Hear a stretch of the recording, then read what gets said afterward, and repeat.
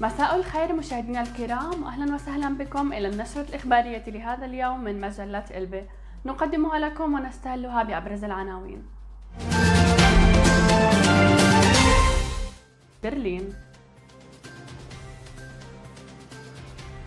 طارات الأنفاق في إصابة 4 أشخاص بسكين إثر هجوم في إحدى محطات نائب ميركل: ألمانيا تعتزم تحقيق الحياد المناخي بحلول هذا التاريخ.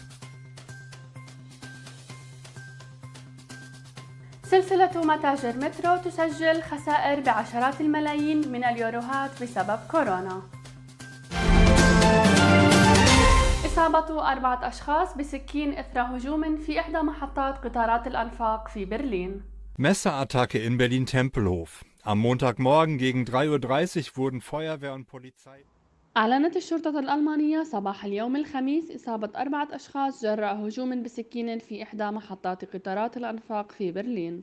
وقال متحدث باسم الشرطة صباح اليوم إنه تم إلقاء القبض على 2 مشتبه فيهما 16 عاما و20 عاما بعد الواقعة بمحطة لويس ليفنشتراسه بمنطقة هيلستوف شرقي برلين، ولم يتم الإعلان عن تفاصيل الحادثة.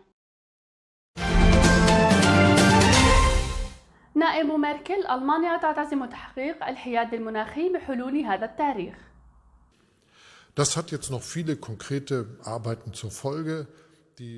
طرح وزير المالية الألماني أولاف شولتز وزميلته في الحزب الاشتراكي الديمقراطي ووزيرة البيئة سفينيا شولتز البنود الرئيسية لقانون حماية المناخ الجديد، والتي تنص على عدة بنود من بينها وصول ألمانيا إلى الحياد المناخي بحلول عام 2045.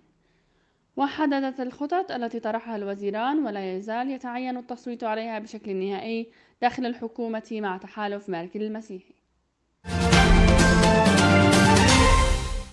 سلسلة متاجر مترو تسجل خسائر بعشرات الملايين من اليوروهات بسبب كورونا. Der Handelskonzern Metro will sich bis zum nächsten Frühjahr von seiner Supermarkttochter Real trennen.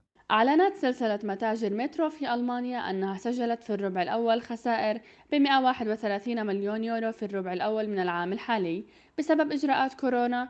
وأوضحت مترو أن إجمالي خسائرها في النصف الأول من السنة المالية الحالية الذي انتهى في آخر آذار الماضي وصل إلى 32 مليون يورو. إنشاء مركز إنذار مبكر بالأوبئة في برلين. Arzt Lorenz Nowak auf der Intensivstation in der Asklepios-Klinik Gauting.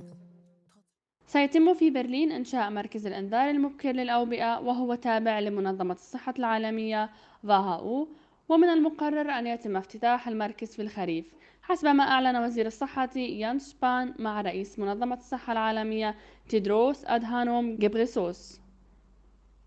ويهدف المركز إلى تعزيز التعاون بين البلدان والمعاهد العلمية في جميع أنحاء العالم والمساعدة في تحديد علامات تفشي الأوبئة في مرحلة مبكرة.